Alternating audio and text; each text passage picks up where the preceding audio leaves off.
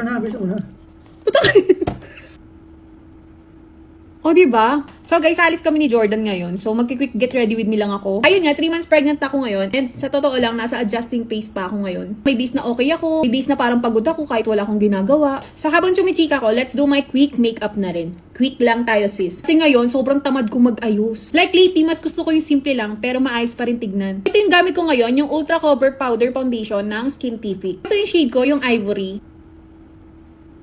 O, diba? Isang swipe lang. Tingnan nyo, kita nyo ba yung difference? Oily to matte agad. Since buntis ako ngayon, ayoko na yung maraming step ng pagme-makeup. Like, gusto ko yung mabilis lang, pero flawless pa rin tignan. Puting dito, isang swipe lang, full coverage na siya. And grabe din yung oil control niya, guys. Lightweight siya, hindi siya cakey, pati hindi siya patchy, guys. Contour lang ako, kasi lumalaki na ang ilong ko ngayon. Actually, ngayon, mas na-feel ko na yung changes. Hindi lang sa katawan, pati sa routine ko. Pati sobrang dami kong steps sa makeup, pero ngayon, kung ano lang mabilis, dun na ako, okay na ako dun.